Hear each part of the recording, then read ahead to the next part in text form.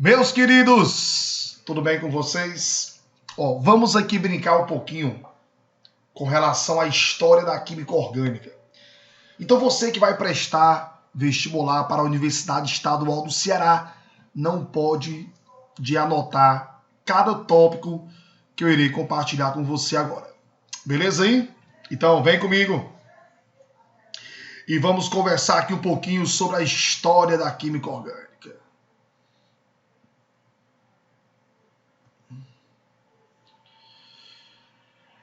Então, química orgânica, aspectos históricos.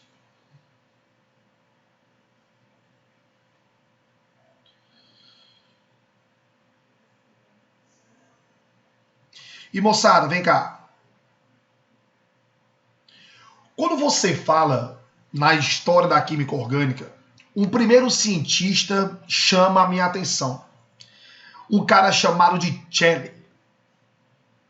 E aí, Thiago, qual foi a grande contribuição de Celli? Então eu quero que você anote aí comigo, tá? Celli. Ele foi o cara responsável pela descoberta dos primeiros compostos orgânicos.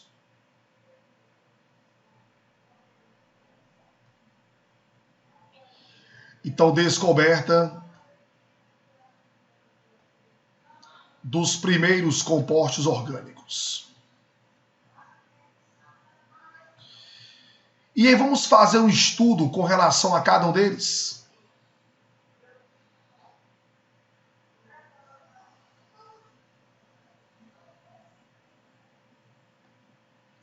E Tiago, vem cá, qual foi o primeiro composto que Celli começou a trabalhar, tá? E aí quando você vem para os 5 compostos orgânicos descobertos por Celli, o primeiro logo em destaque, a glicerina.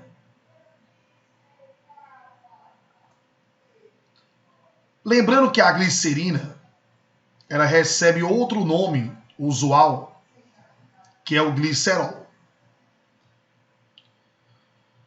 Aí você pode me questionar assim, Tiago, vem cá, qual é a principal origem da glicerina, né? E quando você fala em glicerina, eu vou lembrar com você do triglicerídeo. O triglicerídeo, quando sofre a reação de hidrólise, né? Lembrar que o triglicerídeo é um tipo de gordura. Quando ele sofre a reação de hidrólise, ele se transforma em ácidos graxos e glicerina. Então, quando você vem para a glicerina, vamos colocar assim, ó, oriunda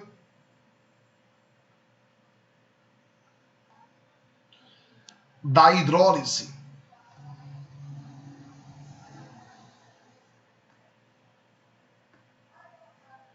Do triglicerídeo.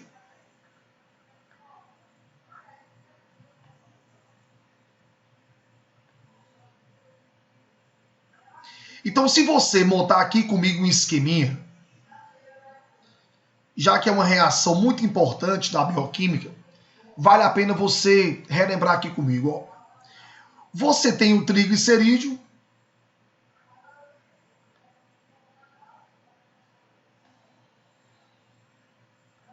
e esse triglicerídeo ele vai sofrer a ação da água. Claro que essa reação ela vai ser uma reação catalisada por enzimas específicas, e aí você tem a formação do ácido graxo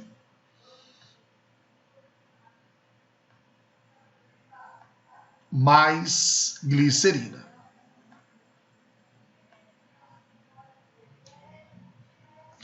E Tiago, vem cá, se eu quisesse relembrar a estrutura da glicerina, então vem cá comigo.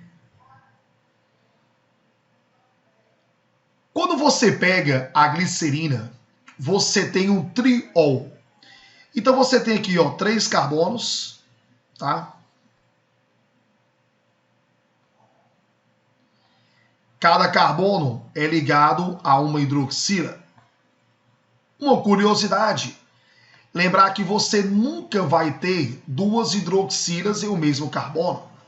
É uma situação altamente instável, tá?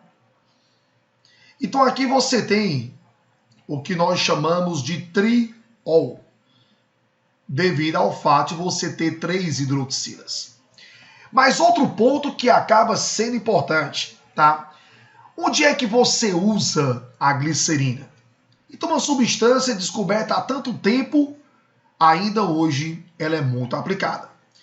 Então, se você reparar comigo, você tem esses 3 grupamentos OH, que recebe o nome de hidroxila ou oxidrila. E esses grupamentos são grupamentos altamente polarizados. Então aqui, ó, quando você pega a glicerina, você tem a presença de regiões polarizadas.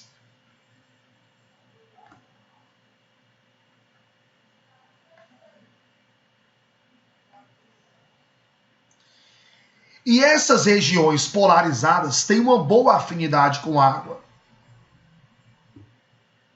através da famosa ligação de hidrogênio.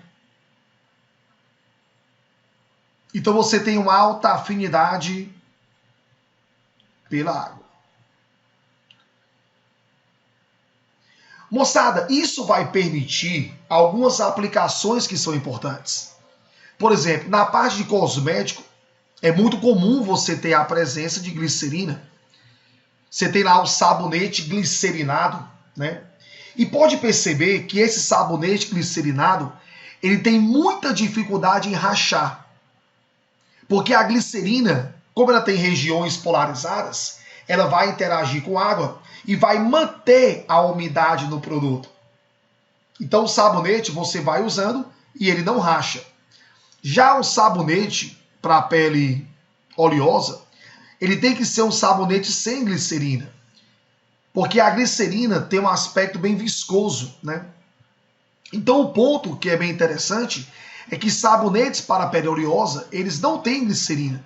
Então eles racham com muita facilidade, tá? Outro ponto que é importante na indústria de alimentos. Você vai comprar um panetone, por exemplo. Ele foi fabricado em outubro, você vai consumi-lo em fevereiro e a massa ainda está lá, né, macia.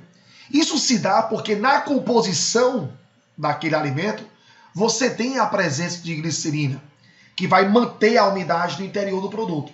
Agora, outra aplicação interessante. A conservação de cadáveres. Hoje você tem a substituição do formol por glicerina. Quando você mergulha um cadáver em um banho de glicerina, essa glicerina, devido à sua alta afinidade com a água, ela vai sugar a água daquele corpo. E aí, sugando essa água, o corpo vai ficar, claro, desidratado, e aí você não tem a proliferação de micro-organismos que vão causar a decomposição do corpo, tá? Então a glicerina, ela tem aí algumas aplicações bem interessantes, né? Uma outra substância descoberta por Celli se trata da ureia. Quando você vem para a ureia, ela é oriunda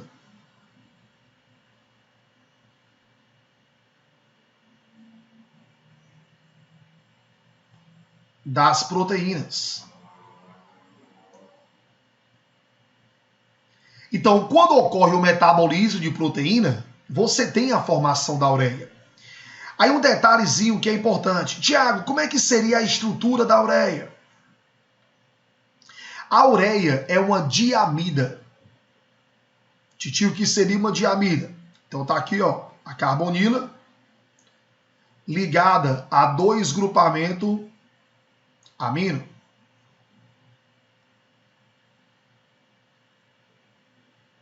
Um detalhe que é interessante é que o oxigênio e o nitrogênio, eles são elementos de elevada eletronegatividade.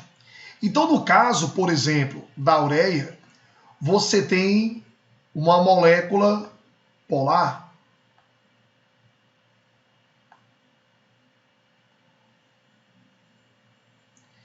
Ou seja, no caso da ureia, você tem uma grande afinidade pela água.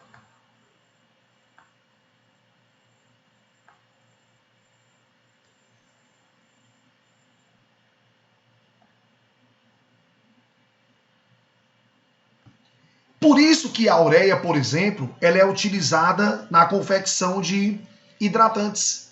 Tem uma marca de hidratante excepcional chamada de Ureadin, que é a base de ureia.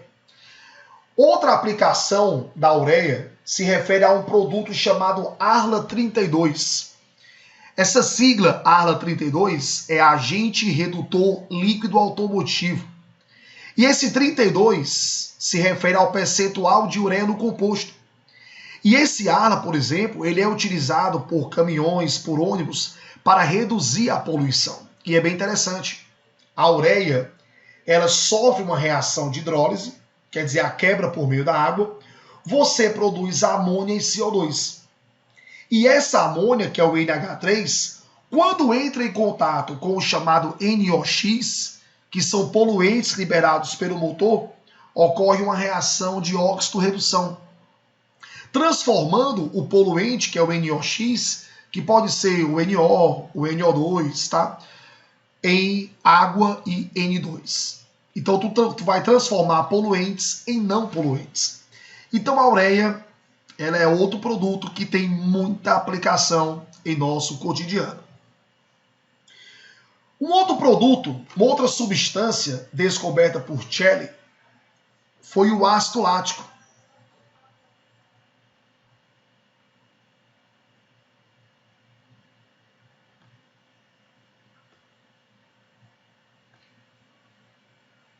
E quando você vem para a origem,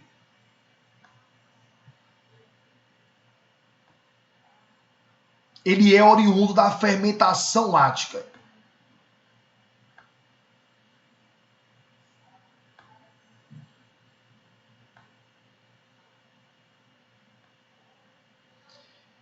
E, Tiago, se porventura eu quisesse saber a estrutura dele, sem problema. Vem cá. Você tem o CH3, traço CH, traço a hidroxila, e você tem a carboxila. Então essa é a estrutura do ácido lático. O ácido lático, ele permite polimerizar. O interessante, por exemplo, é que esse grupo carboxila de um ácido lático pode reagir com a hidroxila de outro ácido lático e assim formar polímeros.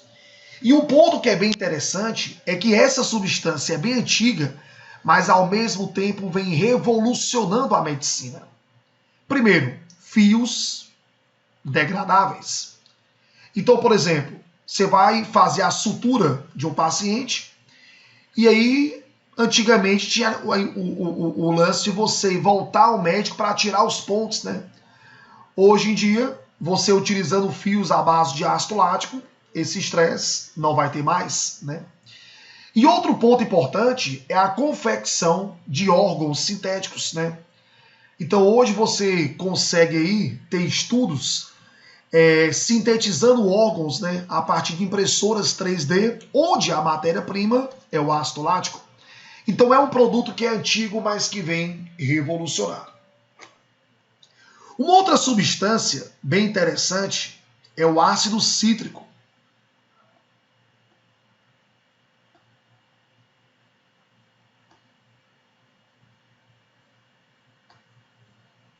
E aí, Tiago, o ácido cítrico tem como origem as frutas cítricas.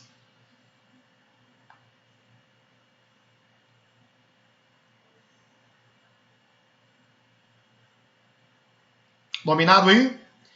E aí, Tiago, quando você vem para a estrutura do ácido cítrico, você tem uma primeira carboxila,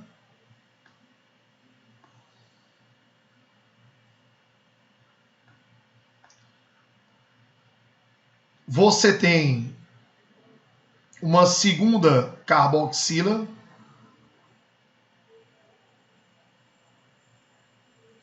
e você tem uma terceira carboxila. E esse ácido cítrico, ele é muito utilizado como acidulante para cosméticos e para alimentos. Vem cá comigo. Por que eu uso acidulante em cosméticos? Tá? Um dos motivos é porque a nossa pele ela tem uma natureza ácida. Então todo cosmético tem que ter um acidulante para deixar a apresentação com uma acidez semelhante à acidez da nossa pele. Daí você utilizar um acidulante. E o outro motivo de você usar também em alimentos é exatamente com relação a evitar a proliferação de micro-organismos, né? Já que o meio ácido ele reduz muito essa proliferação de micro-organismos. Então o ácido cítrico é bem interessante. E você teve um outro ácido descoberto por Celli,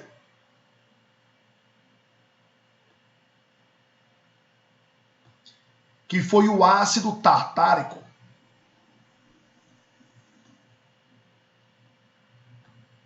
E quando você vem para a origem de tal ácido, você tem os vinhos.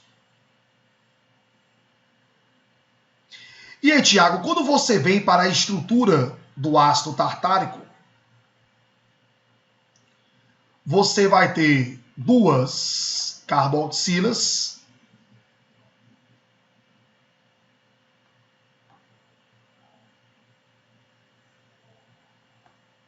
e duas hidroxilas. Esse ácido tartárico, ele é o ácido responsável pela característica ácida dos vinhos, né? Então lembrar que cada uva, né? Cada uva, ela tem um certo teor de ácido tartárico, que isso vai influenciar na acidez dos vinhos, tá? Então, cada vinho tem o seu tipo de uva e isso vai influenciar na acidez devido à questão do ácido tartárico, tá? Então, na verdade, a origem dele, né, ele está presente nos vinhos, né? Porém, a sua origem, claro, das uvas. Beleza? Então, essas são as 5 substâncias descobertas por Celli. Lembrar que a prova da UES, ela adora trabalhar com nomes, mas muitas vezes não vem a estrutura, principalmente de estruturas que são bem conhecidas como as citadas, né? Então vale a pena aí você, de repente, memorizar algumas delas, ver a questão das aplicações, já que isso é bem interessante para a tua prova. Beleza? Tiago, o segundo cientista, ele acaba trazendo uma grande contribuição, né? Se você lembrar comigo, no conceito moderno da química orgânica, você tem a parte da química que estuda os compostos de carbono. E aí, Tiago, o carbono, ele é o grande elemento da química orgânica. Apesar de não ser só ele, claro, né? Mas ele é o grande representante da química orgânica. E aí, Tiago, quando você trabalha essa química do carbono, né, de uma forma simplificada, quem lança essa relação da química orgânica com o carbono é Lavoisier. Então, vamos aqui ao nosso segundo cientista importante.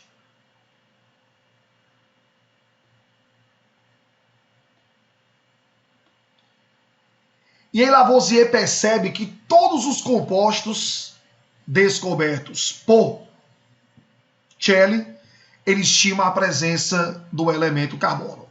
Então, todo composto orgânico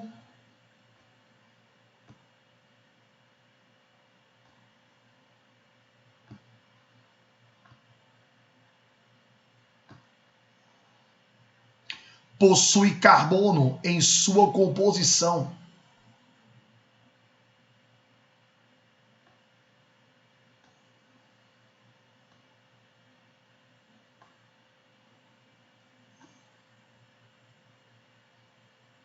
Então aí você tem a contribuição de Lavoisier. Aí você teve um cientista chamado de Bergman.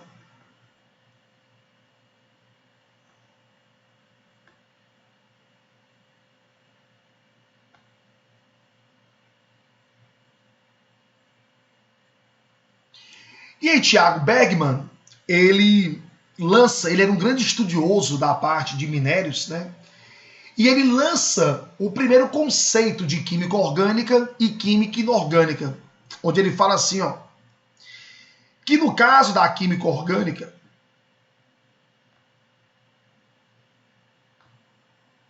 ela estuda os compostos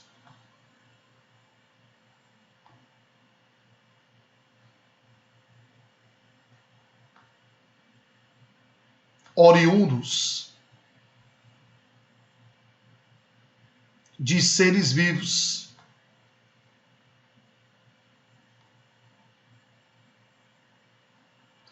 E no caso da química inorgânica,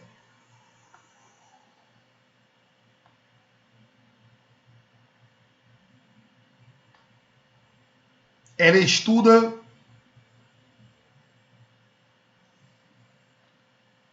os compostos de origem mineral.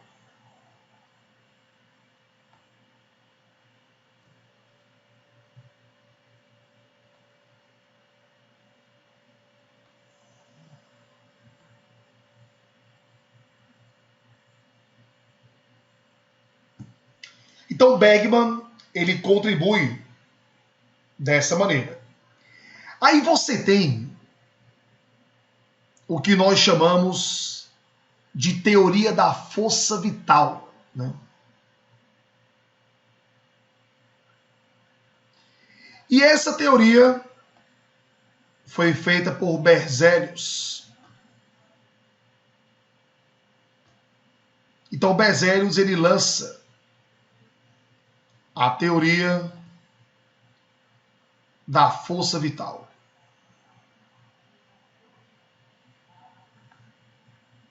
E essa teoria tem a ver com o conceito de química orgânica dado por Bergman, que ele percebeu o seguinte, rapaz, todos os compostos orgânicos, eles são oriundos de seres vivos. Então seria impossível você, em um laboratório, produzir um composto orgânico.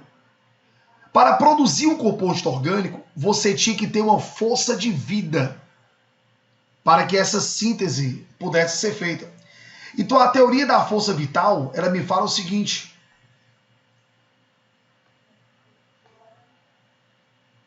que a síntese de compostos orgânicos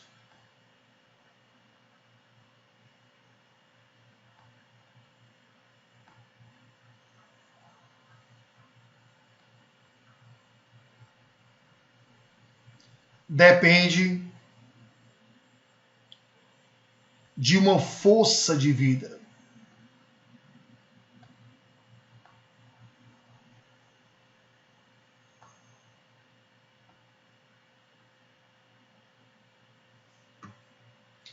E aí tudo isso é colocado por terra por dois caras, Wöhler e Kolbe.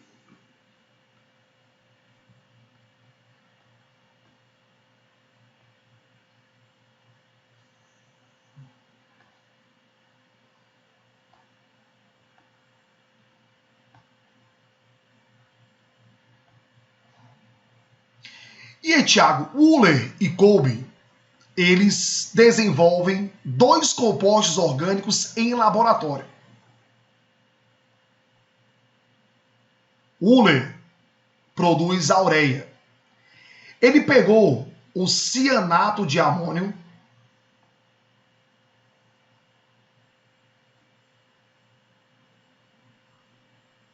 submeteu esse cara a um tratamento térmico e aí produziu a ureia. E Wöhler fala assim, rapaz, eu consegui produzir um composto orgânico a partir de um sal inorgânico, que foi o cianato de amônio. Então eu não preciso de uma força de vida para produzir. Não preciso. Basta ter a substância correta na condição correta. Já Kolbe, ele produz o ácido acético presente no vinagre. Ele pegou carbono na forma de carvão, colocou para reagir com o gás hidrogênio. na presença do O2, trabalhou com condições de pressão e temperatura e aí produz o ácido acético. Então, Wöhler e Kolbe, eles acabam com a teoria da força vital.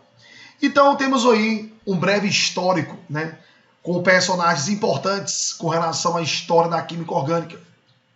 Um cheiro, fiquem com Deus, valeu.